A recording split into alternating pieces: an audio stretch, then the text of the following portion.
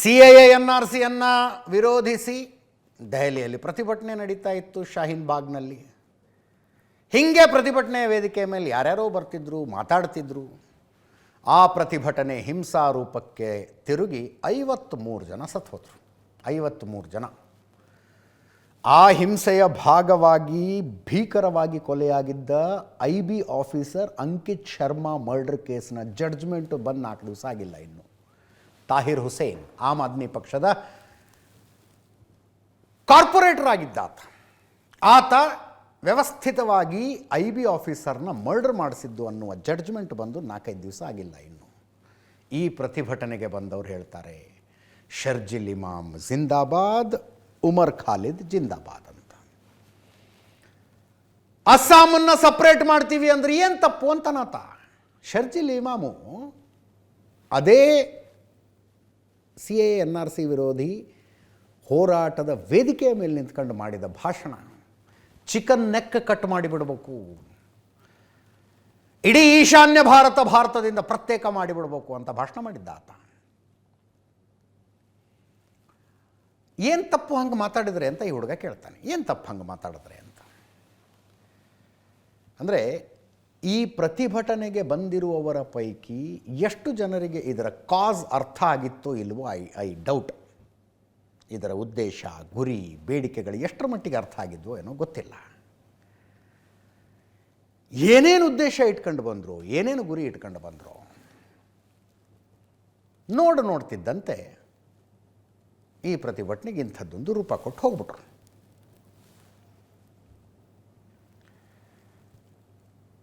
ದೇಶವನ್ನು ಬೆಂಬಲಿಸುವುದು ಅಂದರೆ ಸರ್ಕಾರವನ್ನು ಬೆಂಬಲಿಸುವುದು ಅಲ್ಲ. ಅದರ ಬಗ್ಗೆ ನನಗೆ ಬಹಳ ಸ್ಪಷ್ಟತೆ ಇದೆ. ಸರ್ಕಾರನ ವಿರೋಧಿಸಿದ್ರೆ ದೇಶ ವಿರೋಧಿಸಿದಂಗೂ ಅಲ್ಲ. ಅದರ ಬಗ್ಗೆಯೂ ನನಗೆ ಬಹಳ ಸ್ಪಷ್ಟತೆ ಇದೆ. ರಾಜಕೀಯ ಪಕ್ಷಗಳಿಗೆ ವಿರೋಧಿ ಪಕ್ಷದವರು ಏನು ಮಾಡಿದ್ರು ಅದನ್ನು ವಿರೋಧಿಸಬೇಕು. ಅದು ಅವರ ರಾಜಕೀಯ ಅನಿವಾರ್ಯತೆಗೆ ಬಿದ್ದುಬಿಟ್ಟಿದ್ದಾರೆ. ಪ್ರಜಾಪ್ರಭುತ್ವದ ದುರಂತ ಅದು. ಪ್ರಜಾಪ್ರಭುತ್ವ ಬರ್ತಾ ಮ್ಯಾಚ್ಯೂರ್ ಆಗಬೇಕಾಗಿತ್ತು, ಪ್ರಬುದ್ಧವಾಗಬೇಕಾಗಿತ್ತು. ಅದು ಅಪ್ರಬುದ್ಧವಾಗ್ತಾ ಹೋಯಿತು. ರಾಜಕೀಯ ಪಕ್ಷದಲ್ಲಿರುವವರ ಅನಿವಾರ್ಯತೆ. ಇವರು ಹಂಗೆ ಅಲ್ಲ ಅಂತ ಅನ್ಕೊಳ್ಳೋದು ನಾವು. ಇವರು ಹಂಗಲ್ಲ. ಇವರಿಗೆ ಒಂದು ಸರ್ಕಾರ, ಒಬ್ಬ ನಾಯಕ, ಆತ ಇಂಥ ತಪ್ಪು ಮಾಡಿದ, ಇಂಥ ಸರಿ ಮಾಡ್ದ, ಇಂಥ ವಿಷಯದಲ್ಲಿ ಮಾತನಾಡಿದ್ದು ಸರಿ, ಇಂಥ ವಿಷಯದಲ್ಲಿ ಮೌನವಾಗಿದ್ದು ಸರಿ, ಪ್ರತಿಯೊಂದನ್ನು ಬೈಫರ್ಕೇಟ್ ಮಾಡಿ ಪ್ರತ್ಯೇಕವಾಗಿ ನೋಡುವುದಕ್ಕೆ ಬರಬೇಕು ಅನ್ನುವ ನಿರೀಕ್ಷೆ ನಮಗಷ್ಟೇ. ಆ ನಿರೀಕ್ಷೆ ಇರುತ್ತೆ. ಹಾಗಾಗದೆ ಹೋದಾಗ ನೋಡಿ ಪ್ರತಿಭಟನೆಗೆ ಬಂದವರು ಇಂಥ ಮಾತಾಡ್ತಾರೆ. ಶರ್ಜಿಲ್ ಇಮಾಮ್ ಜಿಂದಾಬಾದ್, ಅಸ್ಸಾಮನ್ನು ಭಾರತದಿಂದ ತುಂಡರಿಸಬೇಕು ಅಂತ ಹೇಳಿದ್ದು ಏನು ತಪ್ಪು ಅಂತ ಕೇಳ್ತಾನಾತ. ಮತ್ತೊಬ್ಬ ಕಲ್ಲಿನ ಚೂಪಾದ ಭಾಗವನ್ನು ತೋರಿಸ್ತಾನೆ, ನೋಡಿಲಿ ಅಂತ ತಗೊಂಬಂದಿದ್ದೀನಿ ಅಂತ. ಇದು ಚಳುವಳಿಗಳನ್ನು ಆರಂಭಿಸುವವರಿಗಿರುವ ರಿಸ್ಕ್ ಕೂಡ ಇದೆ. ಆರಂಭದಲ್ಲಿ ಚಳುವಳಿ ಚಿಕ್ಕದಾಗಿದ್ದಾಗ ಯಾರು ಬರ್ತಿದ್ದಾರೆ, ಯಾರು ಬೆಂಬಲ ಕೊಡ್ತಿದ್ದಾರೆ, ಇವ್ರ ಹಿನ್ನೆಲೆ ಏನು, ಇವ್ರ ಹಿನ್ನೆಲೆ ಏನು ಎಲ್ಲ ನೋಡಬಹುದು. ಚಳುವಳಿಗಳು ಸ್ವಲ್ಪ ಬೆಳೆದು ಬಿಟ್ಟರೆ ಯಾರ್ಯಾರೋ ಬರ್ತಾರೆ, ಏನೇನೋ ಮಾತಾಡ್ಬಿಡ್ತಾರೆ. ಹಾಗೆ ಬಂದವರ ಪೈಕಿ ಯಾರಿಗೆ ವೇದಿಕೆ ಕೊಡಬೇಕು, ಯಾರಿಗೆ ವೇದಿಕೆ ಕೊಡಬಾರ್ದು ಅನ್ನುವುದನ್ನು ಅವರು ಪ್ರಯತ್ನಪೂರ್ವಕವಾಗಿ ಯೋಚಿಸಿ ನಿರ್ಧರಿಸದೇ ಹೋದರೆ ಹೀಗಾಗತ್ತೆ. ಇದು ಮೊದಲನೇ ಹೋರಾಟವೂ ಅಲ್ಲ, ಕೊನೆಯ ಹೋರಾಟವೂ ಅಲ್ಲ. ಯಾವುದೋ ಕಾರಣಕ್ಕಾಗಿ ಯಾವುದೋ ಒಂದು ಮುತ್ತಿಗೆ, ಧರಣಿಗೆ ಆದೇಶ ಕೊಟ್ಟರೆ ಅದು ಇನ್ನೇನೋ ಆಗಿಬಿಡೋದು. ಹಾಗೆ ಆಗಿದೆ ನೋಡಿ ಇಲ್ಲಿ.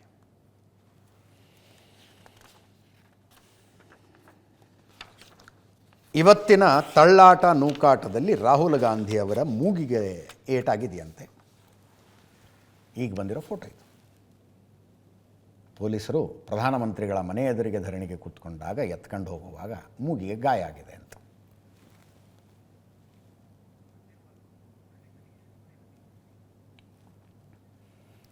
ಇಲ್ಲಿ ಪ್ರತಿಭಟನೆ ಮಾಡ್ತಾ ಇದ್ದ ಕಾಂಗ್ರೆಸ್ ನಾಯಕರುಗಳನ್ನೆಲ್ಲ ಪೊಲೀಸರು ಬಸ್ಸಿಗೆ ತುಂಬಿಕೊಂಡು ಮಂದಿರ್ ಬಾಗ್ ಪೊಲೀಸ್ ಸ್ಟೇಷನ್ಗೆ ಕರ್ಕೊಂಡು ಹೋಗಿದ್ದಾರೆ. ಅಲ್ಲಿಗೆ ಸೋನಿಯಾ ಗಾಂಧಿ ಅವರು ಬಂದಿದ್ದಾರಂತೀಗ.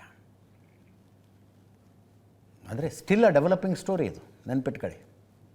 ಮಂದಿರ್ ಬಾಗ್ ಪೊಲೀಸ್ ಸ್ಟೇಷನ್ಗೆ ಸೋನಿಯಾ ಗಾಂಧಿ ಅವರು ಬಂದಿದ್ದಾರೆ. ರಾಹುಲ್ ಗಾಂಧಿ, ಪ್ರಿಯಾಂಕಾ ಗಾಂಧಿ ಅವರ ಆದಿಯಾಗಿ ಪ್ರಧಾನಮಂತ್ರಿಗಳ ಮನೆ ಎದುರಿಗೆ ಪ್ರತಿಭಟನೆ ನಡೆಸ್ತಾ ಇದ್ದ ಕಾಂಗ್ರೆಸ್ ನಾಯಕರುಗಳನ್ನು ಅಲ್ಲಿ ಕರ್ಕೊಂಡೋಗಿದ್ದಾರೆ.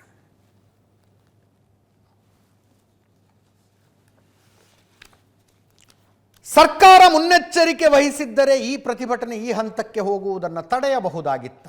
Definitely ತಡೆಯಬಹುದಾಗಿತ್ತು. Definitely.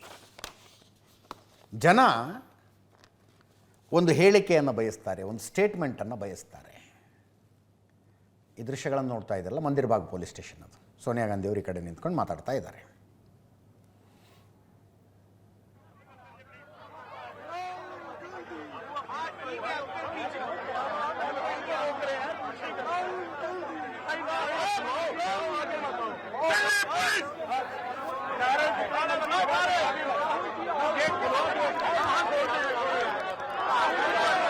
S, question paper leak ಆದವು. ಕೇರಳದಿಂದ ರಾಜಸ್ಥಾನದ ತನಕ 5 ಲಕ್ಷ 10 ಲಕ್ಷ ರೂಪಾಯಿಗಳಿಗೆ ಕ್ವಶನ್ ಪೇಪರ್ಗಳು ಹರಿದಾಡದವು. ಅದು ದುರಂತ. ಅದಕ್ಕಿಂತಲೂ ದೊಡ್ಡ ದುರಂತ, ಕ್ವಶನ್ ಪೇಪರ್ ಲೀಕ್ ಮಾಡಿದವರು ಪಾಠ ಮಾಡ್ತಾ ಇದ್ದ ಶಿಕ್ಷಕರುಗಳು, ಟೀಚರ್ಸ್ ಮಾಡಿದ್ರು ಅದನ್ನು. ಕೋಚಿಂಗ್ ಸೆಂಟರ್ನ ಮಾಫಿಯಾಗಳು ಮಾಡಿದ್ವು ಅದನ್ನು. ಕೋಚಿಂಗ್ ಸೆಂಟರ್ ಅನ್ನೋದು, ಕೋಚಿಂಗ್ ಅನ್ನೋದು 28,000 ಕೋಟಿ ರೂಪಾಯಿಗಳ ದಂಧೆ ಅಂತ ಈಗ ಭಾರತದಲ್ಲಿ. ನೀಟ್ ಕೋಚಿಂಗ್ ಅನ್ನೋದು ಒಂದೇ 28,000 ಕೋಟಿ ರೂಪಾಯಿಗಳ ದಂಧೆ. ಕ್ವಶನ್ ಪೇಪರ್ ಲೀಕ್ ಮಾಡಿದ್ರು ಅವರು. ಸರ್ಕಾರಕ್ಕೆ ಗೊತ್ತಾಯಿತು, ಎಕ್ಸಾಮ್ ಕ್ಯಾನ್ಸಲ್ ಮಾಡಿದ್ರು, ಎಕ್ಸಾಮ್ ಮಾಡ್ತೀವಿ ಅಂತ ಹೇಳಿದ್ರು. ತನಿಖೆಯನ್ನು CBIಗೆ ಕೊಟ್ಟರು. CBIನವ್ರು ಇನ್ವೆಸ್ಟಿಗೇಷನ್ ಮಾಡಿ ಕ್ವಶನ್ ಪೇಪರ್ ಲೀಕ್ ಮಾಡಿದವ್ರನ್ನೆಲ್ಲ ಹಿಡ್ಕೊಂಬಂದರು. ಮರುಪರೀಕ್ಷೆಯ ದಿನಾಂಕ ಘೋಷಣೆ ಆಯಿತು. ಎಜುಕೇಷನ್ ಡಿಪಾರ್ಟ್ಮೆಂಟ್ ಹ್ಯಾಂಡಲ್ ಮಾಡೋದು ಬೇಡ, ನಾವೇ ಹ್ಯಾಂಡಲ್ ಮಾಡ್ತೀವಿ ಈ ಸಲ ಇದನ್ನು ಅಂತ ಪ್ರಧಾನಮಂತ್ರಿಗಳ ಕಾರ್ಯಾಲಯ ನಿರ್ಧರಿಸಿತು. ಏರ್ಫೋರ್ಸಿನ ವಿಮಾನ, ಹೆಲಿಕಾಪ್ಟರ್ಗಳನ್ನು ತರಿಸಿದ್ರು. ಕ್ವಶನ್ ಪೇಪರ್ ಎಲ್ಲಿಯೂ ಲೀಕ್ ಆಗದಂತೆ ಹೋಗಬೇಕಾದ ಜಾಗಗಳಿಗೆ ಹೋಗಿ ತಲುಪಲಿ ಅಂತ. ಏರ್ಫೋರ್ಸಿನ ವಿಮಾನಗಳು, ಹೆಲಿಕಾಪ್ಟರ್ಗಳಲ್ಲಿ ಕ್ವಶನ್ ಪೇಪರ್ಗಳು ಹೋದವು. 2ನೇ ಹಂತದ ಎಕ್ಸಾಮ್ಗೆ ಕ್ವಶನ್ ಪೇಪರ್ ಪ್ರಿಪೇರ್ ಮಾಡಿದವರನ್ನು ಎಕ್ಸಾಮ್ ಮುಗಿಯೋ ತನಕ ಎಲ್ಲೂ ಹೊರಗಡೆನೇ ಬಿಡಲಿಲ್ಲ. ಅವ್ರು ಇಂಥ ಕ್ವಶನ್ ಪೇಪರ್ ಮಾಡಿದ್ದೀವಿ ಅಂತ ಹೇಳೋಕ್ಕೆ ಆಗಿರಬಾರ್ದು ಅವ್ರಿಗೆ. They were digitally, physically cut from the world. ಹಂಗೆ ಮಾಡಿದ್ರು. 2ನೇ ಹಂತದಲ್ಲಿ ಎಕ್ಸಾಮ್ ಮುಗೀತು. 11 ಲಕ್ಷ ಮಕ್ಕಳೇನೋ ಕ್ವಾಲಿಫೈ ಆದರಂತೆ. ಇದೆರಡರ ಮಧ್ಯದಲ್ಲಿ ನಡೆದದ್ದು 20 ಮಕ್ಕಳ ಆತ್ಮಹತ್ಯೆ.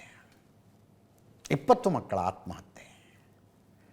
ಇಷ್ಟೆಲ್ಲ ಆಗ್ತಾ ಇರುವಾಗ ಪ್ರಧಾನಮಂತ್ರಿಗಳಾದವರು 4 ಮಾತಾಡಲಿ ಅಂತ ನಿರೀಕ್ಷೆ ಮಾಡೋದು ತಪ್ಪಲ್ಲ. ತಪ್ಪಲ್ಲ ಅದು. ಮನ್ ಕಿ ಬಾತ್ ಅಂತ ಮಾತಾಡ್ತಾರೆ, ಪರೀಕ್ಷಾ ಪೇ ಚರ್ಚೆ ಅಂತ ಮಕ್ಕಳ ಜೊತೆಗೆ ಪರೀಕ್ಷಾ ಪೇ ಚರ್ಚಾ ಅಂತ ಮಾತಾಡ್ತಾರೆ. ನೀಟ್ ಕ್ವಶನ್ ಪೇಪರ್ನ ವಿಷಯದಲ್ಲಿ ಹಿಂಗಾಯಿತು, ನಮ್ಮ ನಿರ್ಲಕ್ಷ್ಯದಿಂದ ಆಗಿಬಿಡ್ತು ಅಂತ ಒಪ್ಪಿಕೊಳ್ಳದೆ ಹೋದರು. ಯಾರೋ ದುಷ್ಟರು, ದುರುಳರು ಹಣ ಬಾಕರಿಂಗ್ ಮಾಡಿಬಿಟ್ಟಿದ್ದಾರೆ. ಒಬ್ಬರನ್ನೂ ಬಿಟ್ಟಿಲ್ಲ, ಎಲ್ಲರನ್ನೂ ಜೈಲಿಗೆ ಹಾಕಿದ್ದೀವಿ.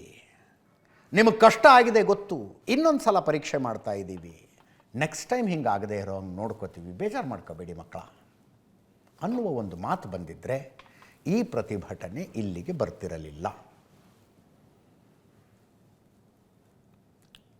ತುಂಬ ಫ್ಯಾಕ್ಚುಯಲ್ ಆದಂಥ ವಿಷಯವನ್ನು ಅನೇಕ ಸಲ ಹೇಳಿದ್ದೀನಿ ನಾನು. ಈ ಹಿಂದೆ ನಮಗ್ಯಾರಿಗೂ ನೆನಪಿಲ್ಲ ಒಬ್ಬ ಪ್ರಧಾನಮಂತ್ರಿ ಇಷ್ಟು ಜನಪ್ರಿಯತೆಯನ್ನು ಅನುಭವಿಸಿರುವುದು. ಇಂದಿರಾ ಗಾಂಧಿ ಅವರಿಗೆ ಇಷ್ಟೇ ಜನಪ್ರಿಯತೆ ಇತ್ತು ಅಂತಾರೆ. ನಮಗೆ ಗೊತ್ತಿಲ್ಲ ಅವರ ಆಡಳಿತ, ನಮಗೆ ಗೊತ್ತಿಲ್ಲ. ಅಷ್ಟೊಂದು ಜನಪ್ರಿಯತೆಯನ್ನು ಹೊಂದಿರುವ ಪ್ರಧಾನಮಂತ್ರಿಗಳು 4-5 ನಿಮಿಷದ ಮಾತಾಡಿ ಒಂದು ಮನವಿ ಮಾಡಿಕೊಂಡಿದ್ದರೆ ಮಕ್ಕಳಿಗೆ ಈ ಪ್ರತಿಭಟನೆಗೆ ಹಿಂಗೆ ಬೆಂಬಲ ಸಿಗ್ತಾ ಇರಲಿಲ್ಲ. That is what my gut feelings is. ಈ ಪ್ರತಿಭಟನೆಗೆ ಇಂಥ ಬೆಂಬಲ ಸಿಗ್ತಿರಲಿಲ್ಲ. ಇದನ್ನು ನಿರ್ಲಕ್ಷಿಸ್ತಾ ಬಂದು ಫೈನಲಿ ಸಂಸತ್ ಭವನಕ್ಕೆ ಮುತ್ತಿಗೆ ಹಾಕ್ತಾರೆ ಅಂದಾಗ JP ನಡ್ಡಾ ಅವ್ರನ್ನ ಕರೆದು ಏನು ಅಂತ ಕೇಳ್ರಿ ಅಂದರೆ ಕೈ ಮೀರಿಬಿಟ್ಟಿತ್ತು ಪರಿಸ್ಥಿತಿ ಆವಾಗ. ಈಗ ಲೋಕಸಭೆಯಲ್ಲಿ ಚರ್ಚೆ ಆಗಲಿ, ರಾಜ್ಯಸಭೆಯಲ್ಲಿ ಚರ್ಚೆ ಆಗಲಿ, ಇವರ ಬೇಡಿಕೆಗಳು ಹೌದು. ಏನು ತಪ್ಪಿದೆ ಅವರು ಧರ್ಮೇಂದ್ರ ಪ್ರಧಾನ್ ರಾಜೀನಾಮೆ ಕೇಳೋದ್ರಲ್ಲಿ? ಚೆನ್ನಾಗಿ ಏನಾದ್ರು ಕೆಲಸ ಇದ್ದರೆ ಕ್ರೆಡಿಟ್ ತಗೊಳಕ್ಕೆ ಬರುತ್ತೆ. ಏನಾದ್ರು ಕೆಲಸ ಆಯ್ತಪ್ಪ, ಸಕ್ಸಸ್ಫುಲಿ ಆಯಿತು, ನೋಡಿ ಹೆಂಗೆ ಮಾಡಿದ್ವಿ ಅಂತ. ಅದೇ ಕೆಲಸದಲ್ಲಿ ಎಡವಟ್ಟಾದಾಗ ರೆಸ್ಪಾನ್ಸಿಬಿಲಿಟಿ ತಗೊಳ್ಳಲ್ಲ ಅಂತಂದರೆ 20 ಮಕ್ಕಳು ರೀ, ಈಗಾಗಲೇ ಬರೆದಿರುವ ಪರೀಕ್ಷೆಗಳ ಕ್ಯಾನ್ಸಲ್ ಆಗಿದ್ದಾವೆ, ಇನ್ನೊಂದು ಸಲ ಪರೀಕ್ಷೆ ಬರೆಯಬೇಕು ಅನ್ನುವ ಆಘಾತಕ್ಕೆ ಆತ್ಮಹತ್ಯೆ ಮಾಡ್ಕೊಂಡ್ಬಿಟ್ವು 20 ಮಕ್ಕಳು. ಹಂಗೆ ಆಗಬಾರ್ದು. ಬಟ್ ಏನು ಮಾಡೋದು, ಈ ವ್ಯವಸ್ಥೆ ಅನ್ನೋದು ಮಕ್ಕಳ ಮೇಲೆ ಅಷ್ಟರ ಮಟ್ಟಿಗೆ ಪ್ರೆಷರ್ ತಂದು ಇಟ್ಟುಬಿಟ್ಟಿದೆ, ಅಷ್ಟರ ಮಟ್ಟಿಗೆ ಪ್ರೆಷರ್ ತಂದು ಇಟ್ಟುಬಿಟ್ಟಿದೆ. ಈ ಕ್ಲಾಸ್ ಅಂತೆ, ಕೋಚಿಂಗ್ ಅಂತೆ, ಎಕ್ಸಾಮ್ ಅಂತೆ, ನೀಟ್ ಪಾಸ್ ಆಗದೆ ಹೋದರೆ ಜೀವನದಲ್ಲೇ ಫೇಲ್ ಆಗಿಬಿಟ್ಟಂಗೆ, JEE ಪಾಸ್ ಆಗದೆ ಹೋದರೆ ಜೀವನದಲ್ಲೇ ಫೇಲ್ ಆಗಿಬಿಟ್ಟಂಗೆ. ಅವರವ್ರ ಜೀವನದಲ್ಲಿ ಉದ್ಧಾರವಾಗಿ ಸಕ್ಸಸ್ಫುಲ್ ಪರ್ಸನ್ ಅಂತ ಅನ್ನಿಸ್ಕೊಂಡಿದ್ದಾರಲ್ಲ, ನಮ್ಮ ಸಮಾಜದಲ್ಲಿ ಕೂತ್ಕೊಂಡು ಪಟ್ಟಿ ಮಾಡಿದರೆ ಒಂದು 100,000 ಜನ ಸಿಗ್ತಾರೆ. ಅವರವರ ಕ್ಷೇತ್ರದಲ್ಲಿ ದೊಡ್ಡ ಯಶಸ್ಸನ್ನು ಪಡೆದವರು. ಅವ್ರ ಪೈಕಿ ಯಾರು ನೀಟ್ ಬರೆದು ಪಾಸಾಗಿದ್ದರು, ಯಾರು JEE ಬರೆದಿದ್ರು, ಯಾರು ರ್ಯಾಂಕ್ ತಗೊಂಡಿದ್ರು, ಯಾರು 99% ಸ್ಕೋರ್ ಮಾಡಿದ್ರು ತೋರಿಸಿ ನನಗೆ. ಎಲ್ಲ ಸೇರ್ಕೊಂಡು ಮಕ್ಕಳ ಮೇಲೆ ಅಂಥದ್ದೊಂದು ಒತ್ತಡ ತಂದಿಟ್ಟು ಎಕ್ಸಾಮ್ ಅನ್ನೋ ಸುದ್ದಿ ಕೇಳಿ ನೇಣು ಹಾಕ್ಕೊಂಡ್ವು, ವಿಷ ಕುಡಿದ್ವು. ಅವು ಆ ಸಾವುಗಳಿಗೆ ಯಾರೊಬ್ಬರು ಆನ್ಸರೇಬಲ್ ಆಗ್ಬೇಕಲ್ಲ. ಮುಖ್ಯಮಂತ್ರಿ DK ಶಿವಕುಮಾರ್ ಅವರು ಮಾತಾಡ್ತಿದ್ದಾರಂತ ನೋಡಿ ದಿಲ್ಲಿಲಿ. ಅಂತಲ್ಲ, ಉದ್ಯೋಗವನ್ನು ಸೃಷ್ಟಿ ಮಾಡುವಂಥ ಶಕ್ತಿ ಆ ಹೊಸ ಯುವಕರಲ್ಲಿ ನಾವೆಲ್ಲ ನೋಡ್ತಾ ಇದ್ದೇವೆ. ಸೊ ಇದು ದೇಶದ ಒಂದು ಆಸ್ತಿ. ಇವತ್ತು ಒಂದು ದೊಡ್ಡ ಮಾರಕವಾದಂಥ ಸನ್ನಿವೇಶ, ಪೇಪರ್ ಲೀಕ್ ಮಾಡಿ ಈಚೆ ಬಂದು ಒಂದು ಪ್ರತಿಭಟನೆಗಳು ನಡೀತಾ ಇದೆ. ಯಾರಿಗೆ ಮನಸ್ಸಿಗೆ ನೋವು ಇರ್ತದೆ ಅವರು ಪ್ರತಿಭಟನೆ ಮಾಡ್ತಾರೆ. ಆದರೆ ಪ್ರತಿಭಟನೆಕಾರರನ್ನ ನಾವು ಯಾವ ದೃಷ್ಟಿಯಲ್ಲಿ ನೋಡ್ತಾ ಇದ್ದೀವಿ, ಇದು ಭಾಳ ಮುಖ್ಯವಾದಂಥ ವಿಚಾರ. ಕಾಂಗ್ರೆಸ್ ಪಕ್ಷ ಮತ್ತು ವಿವಿಧ ಪಕ್ಷಗಳು ಆ ವಿದ್ಯಾರ್ಥಿಗಳ ಪ್ರತಿಭಟನೆಗೆ, ಅವರ ವಿದ್ಯಾರ್ಥಿಗಳ ಭಾವನೆಗೆ ನಾವು ಅವರ ಜೊತೆ ಗುರ್ಸ್ಕೊಂಡಿದ್ದೇವೆ, ಧ್ವನಿ ಎತ್ತಿದ್ದೇವೆ. ನೀಟ್ ಪರೀಕ್ಷೆ ಮುಂದೂಡಬೇಕು ಅಂತ ಹೇಳಿದ್ದೇವೆ, ತಪ್ಪಿಸಿದವರಿಗೆ ಶಿಕ್ಷೆ ಆಗಬೇಕು ಅಂತ ಹೇಳಿದ್ದೇವೆ, ಮಂತ್ರಿಗಳು ರಾಜೀನಾಮೆ ಕೊಡಬೇಕು ಅಂತ ಕೇಳಿದ್ದೇವೆ. ಕೊನೆಗೆ ಸಂಸತ್ನಲ್ಲಿ ಚರ್ಚೆ ಮಾಡೋಣ ಅಂತ ನಾವು ಹೇಳಿದ್ದೇವೆ. ಅದು ಯಾವುದಕ್ಕೂ ಕೂಡ ಅವರು ಅವಕಾಶ ಕೊಡಲಿಲ್ಲ. ಯಾರು ಇಡೀ ದೇಶದ ಯುವಕರು, ವಿದ್ಯಾರ್ಥಿಗಳು ನಿನ್ನೆ ಬಂದು ಪ್ರತಿಭಟನೆಯನ್ನು ಮಾಡಿದ್ದಾರೆ. ಯಾರವ್ರ ಗಾಡಿ